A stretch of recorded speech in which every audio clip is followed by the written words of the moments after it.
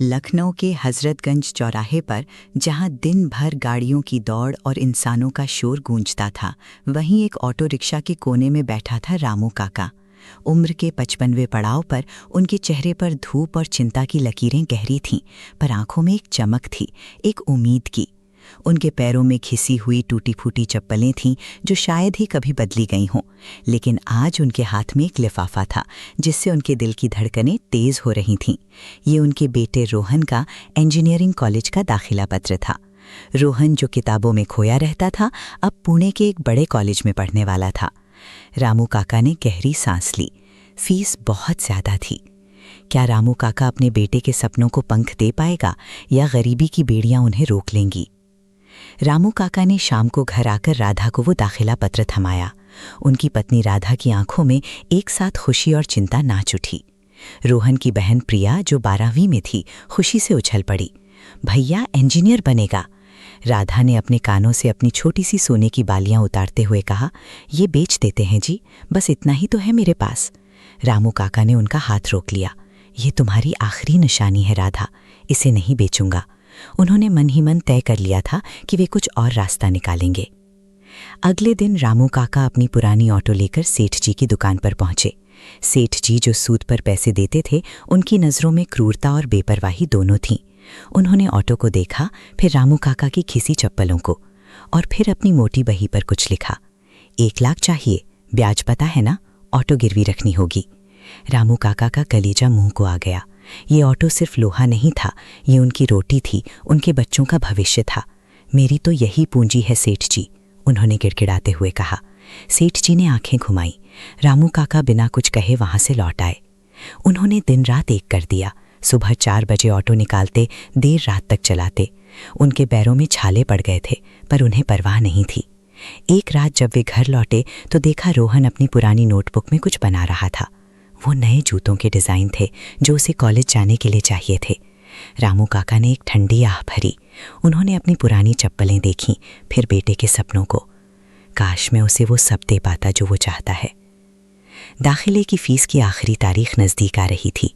रामू काका अभी भी आधी रकम से भी कम जुटा पाए थे, और तभी उनकी ऑटो का इंजन खराब हो गया। एक और मुसीबत। मैकेनिक ने बड़ा खर्च बताया, जैसे आसमान टूट पड़ा हो। उधर प्रिया के स्कूल की किताबें भी लेनी थीं। रामू काका रात भर सो नहीं पाए। सुबह रोहन ने अपने पिता के चेहरे पर चिंता पढ़ ली। बाबूजी, रहने दो, मैं नहीं जाता कॉलेज, मैं कोई काम देख लूँगा। रोहन की आवाज़ में उदासी थी, पर पिता को राहत देने की कोशिश थी। रामू काका ने अपने बेटे को गले लगा लिया। उन्हें लगा जैसे कोई चाकू उनके कलेजे में उतर गया हो। एक पिता के लिए इससे बड़ी परीक्षा क्या हो सकती है। अगले दिन रामू काका फिर सेठ जी के पास गए। इस बार उनकी चाल में कोई हिचकिचाहट नहीं थी। सेठ जी को देखकर वे सीधे बोले, सेठ जी, मेरी ऑटो बेचनी है, जितनी रकम मिले दे दीजिए। सेठ जी हैरान हुए। क्या कह रहे हो रामू, सोच लो, ये तुम्हारी रोजी रोटी है। रामू काका ने सिर उठाया। उनकी आंखों में एक अजीब सी दृढ़ता थी। ये ऑटो सिर्फ लोहा नहीं है सेठ जी, ये मेरे बेटे का भविष्य है, और भविष्य का मोल कोई नहीं लगा सकता। सेठ जी ने ऑटो के पैसे, जो उसने बहुत कम लगाए थे, रामू काका को थमा दिए। रामू काका ने एक बार मुड़कर अपनी ऑटो को देखा, जैसे किसी पुराने साथी को अलविदा कह रहे हों। उनके पैरों में वही घिसी चप्पलें थीं, पर अब उनके पास एक उम्मीद थी। घर आकर उन्होंने वो पैसे अपनी पत्नी राधा के आंचल में रख दिए। राधा की आंखों में आंसू थे। रोहन ने जब पैसे देखे तो उसे खुशी हुई, पर उसकी नजरें ऑटो को ढूंढ रही थीं। रामू काका ने उसकी नजरें चुराईं। कुछ चीजें खोकर ही कुछ पाया जाता है बेटा। रोहन ने अपने पिता के पैरों की तरफ देखा। वही पुरानी फटी हुई चप्पलें। ऑटो गायब थी, और पिता के पैरों में कोई नए जूते नहीं थे। उस पल रोहन को सब समझ आ गया। उसकी आंखों से आंसुओं की धारा बह निकली। वो समझ गया कि उसके सपनों की कीमत क्या थी। रोहन पुणे चला गया। उसने मन लगाकर पढ़ाई की, हर पल अपने पिता के त्याग को याद रखा। रामू काका ने कुछ समय तक दिहाड़ी मजदूरी की। उनके पैर दुखते थे, पर दिल में एक सुकून था। राधा ने भी उनका पूरा साथ दिया। कई साल गुजर गए। रोहन ने इंजीनियरिंग पूरी की और एक अच्छी कंपनी में नौकरी मिल गई। उसकी पहली तनख्वाह से उसने सबसे पहले एक काम किया।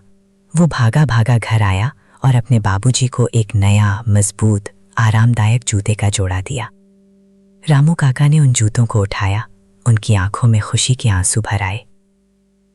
मेरे लिए ये सिर्फ जूते नहीं है बेटा, ये उस सपने की निशानी है जो मैंने कभी अपने लिए नहीं देखा। वो जूते रामू काका के लिए सिर्फ एक चप्पल नहीं थे, बल्कि एक पिता के असीम प्रेम और त्याग का प्रतीक बन गए। वो जूते बताते थे कि कैसे एक पिता अपने बच्चे के सपनों को पूरा करने के लिए अपनी हर जरूरत को भूल जाता है। पिता का त्याग वो अदृश्य धागा है जो बच्चों के सपनों को बुनता है, ताउम्र, बिना किसी उम्मीद के।